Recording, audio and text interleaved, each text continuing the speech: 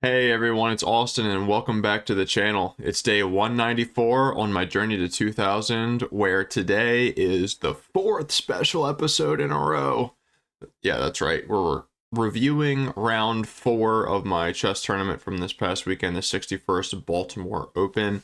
So without further ado, let's swap the scene, flip on some tunes, and begin to give context. This is day 2 of the tournament. It was a Saturday and a Sunday. So this is the first game on Sunday. There's only 2 games on Sunday because they're long games. They're game in 60 with a 5-second delay per move. So I get paired with Nathan Norman, rated 664. Didn't get to chat much before the tournament, or sorry, before the round, but seemed like a very nice guy. We chatted afterwards. So he starts with e4, I play c6, d4, d5, and f3. I'm like, oh my god, give me a break, dude. Again, same with the Benoni, right? It's not like I'm scared of the Fantasy Caro-Kann. I know the theory, but it's just something that I'm uncomfortable being in because I don't play it as much. So the main line goes takes, e5, knight f3, bishop pins, bishop c4, and then knight d7. Now, normally you would want to play knight f6, but that actually loses the game. We can go after that in the analysis. But main lines here that I've seen are c3 and castles, so he castles. And now we go knight f6, or I should say knight gf6. He goes h3, and I decide to keep the tension for a minute. These are all these moves happened really fast. He thought a while for h3, and I thought a minute, and I was like, man, do I really want to take? Like, I don't really feel the need to take right now. I think that I just want to keep some tension. I know that my bishop normally wants to come out to d6 to help defend this pawn in a second. And, you know, we're seeing what he's going to do. And he plays bishop g5, and I'm like, that doesn't smell right. You know, the dark square bishop for him is going to be very important. So he's not really ever threatening to trade. Well, if he is, then it's kind of just nice for me. And the reason why it's so important is because your king is very exposed in the fantasy on the dark square diagonal. So if you ever traded it, I think that I would be very happy. So I thought for a minute here again, and I'm like, well, I know I'm supposed to go to bishop d6, but everything that I'm calculating is lending itself to blocking with e7. So that's what I decided to do. He goes queen d3 to get out of the pin, and I'm like, okay, he's threatening to take this pawn. So, you know, he's got 2 attackers on it. I've only got 1 defender. The queens can see each other in an x-ray kind of way. I think that now is the time to take. So I take.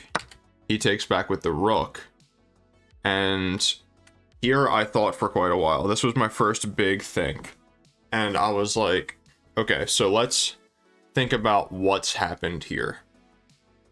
I'm very not used to seeing the... Sorry, let me mute Discord.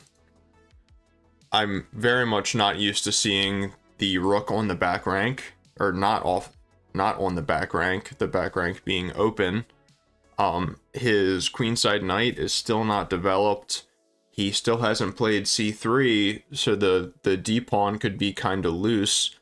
And of course, his king is on this dark square diagonal that I would expect the bishop to be on e3, kind of helping to cover this up and protecting the pawn as well. So I was just kind of thinking, like, man, like, queen b6 looks awesome. To pin the pawn, threaten to win it, and I have ideas of forking on e5 with this knight, and I was just really kind of like getting into the think tank here because I have all this extra time. And I decided that for king safety, it was really best if I just castle first. You know, I was calculating some favorable lines after queen b6, but I did not feel comfortable playing it yet. and he could feel the pressure on his d4 pawn, so he played c3 after a pretty decent think. And here I just knew that the move had to be queen b6. But after queen b6, I calculated knight out, and then after taking, if queen takes, what to do, if pawn takes, what to do, and those kinds of things. I calculated out all those lines, and I decided that queen b6 has to be killer here. So I was fully expecting knight d2 because, like, he's got to get his pieces into the game. And I was very surprised he plays b4. And I just, again, I'm sitting here and I'm like, this is definitely going my way. This is going the way that I want it to go. But I have to think, and I have to calculate very precisely. Like, I want to take the pawn. But then if he takes back with this pawn, what do I do? If he takes back with the queen, what do I do? And all those kinds of things. Basically, if he takes back with the pawn, this is a fork. So if he takes back with the queen, I was figuring, sorry, if he takes back with the queen, I was figuring that this kind of a situation would be good. Sorry for those of you who aren't following my arrows. I was calculating e takes d, queen takes queen, c takes d, bishop takes b4. And he has two pawns in the center, but they're hanging pawns in the structure exists. I have two pawns on the outside. He has two pawns on the inside. The pawn structure, that way it's called the hanging pawn structure. They weren't literally hanging, but anyway, I take. Not to belabor the point. And he definitely saw that, like, you can't take back with the pawn here. And I think that he did not want to take back with the queen because he didn't want to trade queens. So he ends up going rook back to f1, and I was like, I mean, surely the best move has to be d takes c3, discover check with the queen. But I had to find a good continuation after he comes back and blocks with the bishop on e3. So I calculated pawn takes, bishop e3, queen takes, knight takes, and then coming to knight to e5 anyway, because I'm hitting both the queen and the bishop. And I thought his best move there was queen d4, defending the bishop still, x-raying to the queen. I mean, it's still a free piece, but then, you know, that's just kind of what I was thinking was the best move and trying to keep some tension and things. So that's pretty much exactly what happens. I play d takes, he blocks, I take, he plays knight takes, and then I play knight e5. And I was expecting bishop d4 here. But instead, he knows that he's going to lose a piece, so he sacks it for a pawn. Oh, and that's the other reason for this being a strong candidate move, in my opinion, is this isn't an analysis board, so I can't make the move, but if he goes here, then he's threatening to give discovered check and win my queen. Or check with a discovered attack, I should say. But he doesn't now. I thought, like, okay, do I take with the knight? Do I take with the king? Rook? I mean, rook just obviously makes the most sense here. And that way I still have tempo on the queen. It needs to keep eyes on this knight. And then I figured, okay, and then we'll just trade off the bishops, and I'm just up a poop ton of material right now. And this is exactly what happens. And now I'm doubling up, and my game plan is pretty much pile up on this pawn with all my extra material, win it, push my queenside majority, win the game. So he plays queen b3, and, you know, I got flustered for a second. I didn't like this pressure and the fact that the rook was pinned until I realized that the rook is literally defending that pawn anyway, and I can make a multifaceted move going queen c4, putting pressure on the e4 pawn, simultaneously blocking the queen's vision. It's pretty much like forcing a queen trade here. At least so I thought. In this case, it did work out that way, where he takes and I take. and then he goes to defend his pawn. And I'm just thinking, like, I don't see a purpose in really trying to pile up on the f-file, because he's just going to start pushing his e-pawn, and I have to be prepared for that. So I go rook e7, specifically that rook, because, let me try to remember what I was thinking. Because the king still defends this. I remember having a reason, but I don't remember what it is now. Oh well. And then he goes here with the rook, trying to prepare to push. And I'm like, because, you know, you'll notice he can't push here because we just take, or I'd probably take with the rook. So he tries to prepare pushing. So I blockade the pawn as well as, you know, threaten a rook trade. We do trade. So now we only have one pair of rooks on the board. I'm up a piece and a pawn. He goes there to put pressure on the pawn. I use my rook for 7th rank defense, so that way I can, you know, bring my rook here, bring my king, and just, like I said, win this pawn, start pushing the queenside majority. I gotta centralize my king, though. He defends that pawn. I centralize my rook. He goes back with the knight, you know, and I thought it was to come here and kind of keep some pressure potentially on these pawns. I start bringing my king. He goes there. I'm kind of like, okay, you know, you're threatening check here. I just got to be careful with what checks I allow. There's no reason for me to like go here and, you know, like potentially lose this pawn for nothing. So I just start pushing my majority so that way I can only have one weak pawn and it's defended. So he goes like that. This move just hits everything. He pushes. And I calculated knight takes, rook takes, pawn takes, rook takes. And here I am down a pawn, or I dropped a pawn, but I'm still up a full piece. And I'm just like, that's fine. Well, it's more of a trade of pawns. It's this pawn for this pawn. Or is that right? No, I'm dropping a pawn there. He gets 2 pawns, and I get... No, I get 2 pawns. Okay, so it's really just trading. And then I was thinking after those exchanges, rook back here prevents him from getting his rook behind the pawn, as well as, you know, threatening a rook trade. And if he gives check, then I think, yeah, I was thinking king g6 to keep defense on this pawn. So I take, but he doesn't want to trade, which is fair. But now I just won that pawn for nothing. You know, he doesn't get anything out of the deal versus before it was like a trade. So I just come back and defend that exchange. And then he starts bringing his knight. I bring my king. We exchange. And now I have a 2-1-0 on the queen side. Try to trade the pieces. Centralize my king. And I'm really going to go through quite a few moves quickly here because this is a very long game. It's like 57 moves.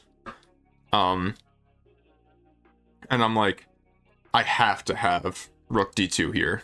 You know, like the way that my pieces are infiltrating his dark squares, this knight threatening to come here. This is, I'm basically threatening to remove the defender of this fork, is the idea with rook d2. But I calculated this, and I was just like, it's solid. But just like I was saying in yesterday's video, I'm like, why give him anything? Like, why give him this pawn? Why give him the opportunity to win 2 pawns? I can just play rook f6 and completely block his entry into the position, bring my knight towards the center on the next move, and it might not be the most efficient way to win, but it is definitely not going to lose. It's going to give him 0 counterplay. So that's what I do. And he brings his rook over there to defend. I bring my knight into the center. Important note, if knight takes, don't play rook takes and give him the pawn. Play king takes. He goes back, you know, very passive. This feels perfect to me. You know, my knights are covering just all these beautiful, beautiful squares. Is that all of them? Yeah, you know, so I'm really restricting his position quite a lot with my knights. So I bring my knight here, putting tempo on the rook and supporting pushing if he just goes like here or something. And if he went here, I was going to go knight in, trying to threaten a trade, but he gives check. And I brought my king backwards so that way I'm defending the 7th rank from rook infiltration. He comes up with his rook. I defend my knight while simultaneously attacking his rook. And I'm really just going to kind of like flip through. And I just, you know, very slowly tried to limit the amount of counterplay he had until I finally, in this position, calculated that he's giving check. I can just go here and probably it's fine, but then he's winning this pawn and his pawns are like this. And I was like, well, you know, let's just calculate. What if I sack the exchange? Rook takes, pawn takes, b2, and both squares to cover the promotion with the rook are covered by the knight and the pawn respectively, and that's just lights out. So I play rook takes, pawn takes, I played b2, and in this position he resigned. And this felt amazing. I mean, like, I thanked my opponent after this game for really just like giving it to me, you know, make it hard for me to convert the game because I really do struggle converting. And it made me very happy to struggle through it. And even though it probably, well, I guarantee it wasn't the most efficient way, that it was done, you know, I was able to do it. And I found a beautiful tactic to finish it off. Yeah, it felt great. If you guys remember, there was a Journey to 2000 video that I made a while ago. Or actually, this is probably why I remember it so well.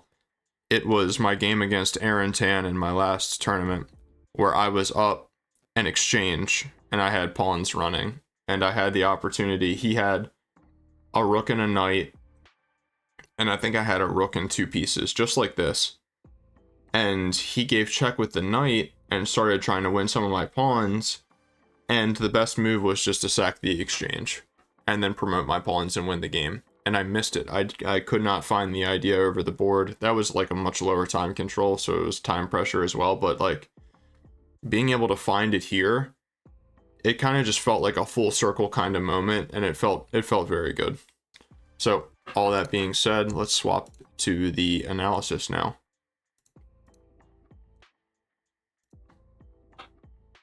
Okay.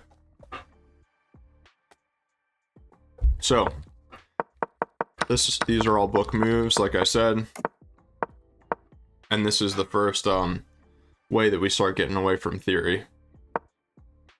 So taking is best, but this is still excellent, so we take those. This is the best move now because I was threatening to win this pawn. I was explaining to him after the game that he was worried about me taking this pawn. A lot of times it's very dubious in the fantasy Carcon for you to wander off with your knight and take this pawn.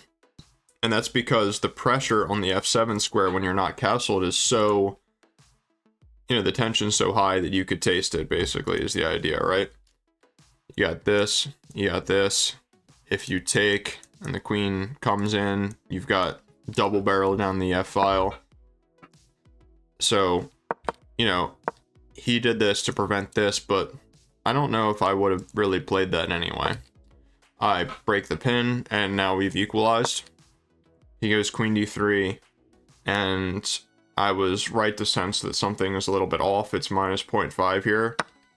Taking is the best move, and queen takes is definitely better here because the e5 threats are just very, very tough.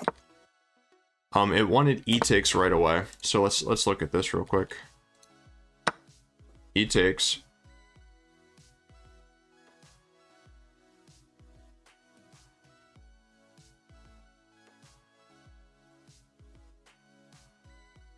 And it's because you can't take with the queen. This is something that I was calculating during the game, but I like completely forgot to mention it during the presentation part of the game. is that was probably the reason why he played b4, is after takes, he didn't want the bishop to be able to come to c5, winning the queen. Which makes sense, but it still didn't fix the other issues in the position. So e takes is best, and then it's calling for bishop f4. Interesting. And we just castle here. Yeah, we just castle. e5. That was a big reason for the knight being on this square, to help prevent this move, and now the bishop stepping back to f4 helps remobilize it. But now it's saying knight d2 is better. b5, very common idea in the fantasy and other parts, or other Caro-Kann lines, like in some Tartakower lines, for example. When the bishop comes out to c4, you know, you can start trying to harass it, gaining a lot of space on the queen side. Queen b3, best move, knight c5. And you're just winning the light square bishop here. Which, the bishops are really just huge when you're playing white against the Caro-Kann. Anyway, taking right away was better because you're getting that space, you're getting castled, and you're winning the light square bishop, is basically what I took out of that. But I castle and he plays c3, which is good. I was very happy, very proud that I found queen b6. And the reason why I think that this move is better than taking right away is because it pretty much guarantees the ability to take on the next move, because it comes with tempo on this pawn. Again, if you played knight d2, I was not going to take that pawn. That's just kind of like, that's too much. The action is in the center of the board, and all of his pieces are kind of, you know, doing this. I think my queen would be very offsides if I did that. Yeah, so Chess.com is calling b4 a mistake because of e takes, and now it's minus 2.4. Rook f1, not the best. I was expecting knight d2 or queen takes. Queen takes is really what I was expecting, and then let's look at what I was calculating. It wants knight e5. What about queen takes? Okay, we're just giving up our entire advantage here. C takes. I thought that we're winning a pawn here. Am I just stupid? What if this? Just the pawns are coming. Knight bishop d2. a5 is wild. Yeah, I would probably just play bishop takes, and this is just a more equal game because the knight comes out and defends the pawn. And his center is a bit too strong, so I definitely miscalculated that. If queen takes, we don't want to trade the queens. What do we want to do? We want to play c5. That's pretty crazy. Queen e3, probably. Okay, queen e3 is right. And now this comes in pretty good. Yeah, the threat arrows were already drawn. That's super strong. Knight d2. So now, if we take this, it comes with tempo. But we just take, and we're threatening to win a pawn. Huh. Why not just takes here? This is excellent, but not as good. Okay, it's a difference of 0.25, whatever. Okay, so that would have been better. But he doesn't take with the queen, he goes back. Knight e5 right away. Still just a fantastic move. It's giving queen g3 here. Hitting both pieces, and then what do we play?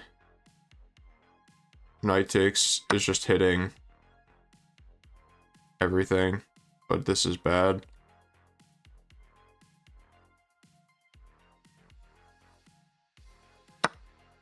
Yeah, this is just bad. What was I thinking? Just knight takes c4. Wait, but doesn't this hang a piece? Takes.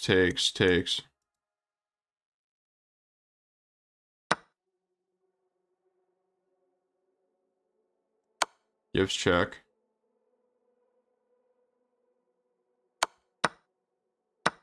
We're not just hanging a piece?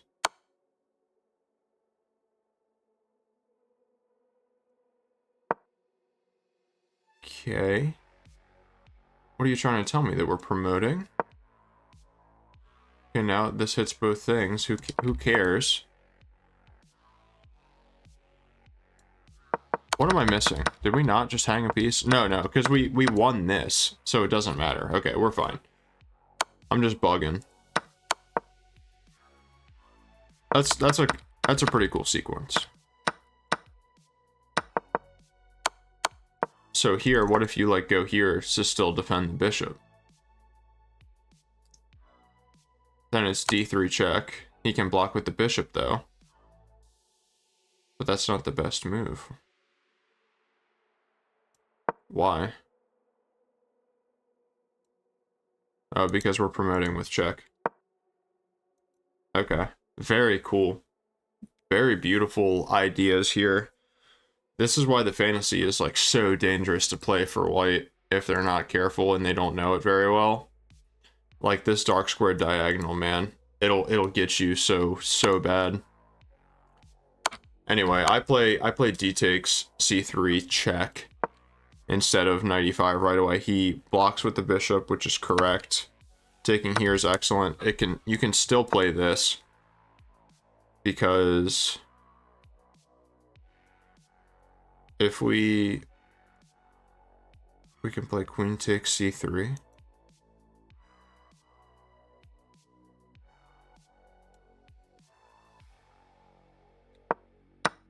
Oh, it's, what am I talking about? Ugh. Just this. And if this, then what? Knight takes here. Bishop e3. And we're just coming out with a pawn, with a tempo on another pawn. That move's weird. I don't like that move. Okay. So we still could have gone knight e5.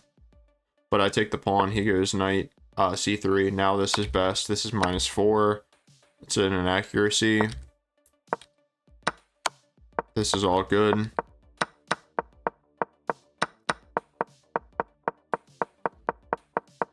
Yeah. And then yeah, see, this is definitely one thing worth doing. Let's take a look at this real quick. Just knight takes, or just rook takes knight. If you play this, knight g3 check.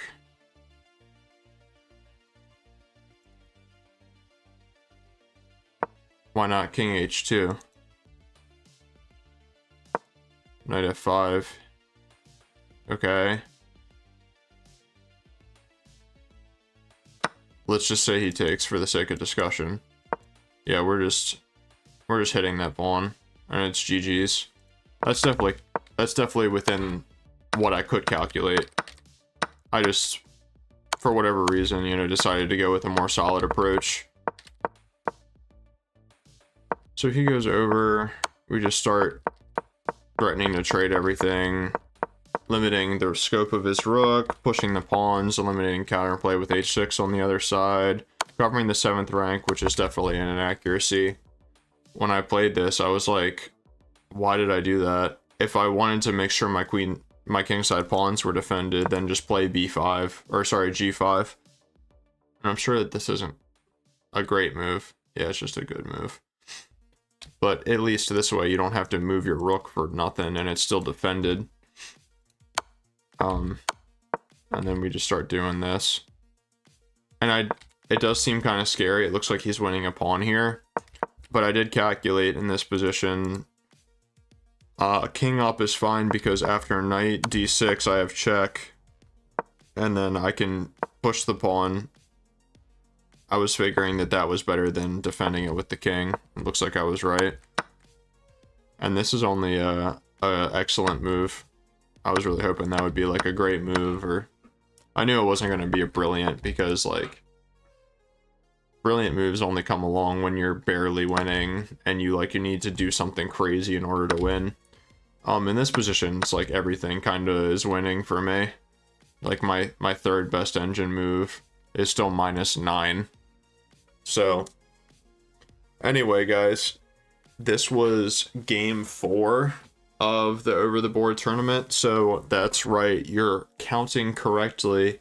At this point in the tournament, I'm 3-1, and I'm like, oh my god, I have 3 points. I only need a half a point to be in the money. So you have to come back tomorrow to hear about how I did in the final round. Did I place well? Did I walk away with the check? Only time will tell. Next time on Journey to 2000. See you guys.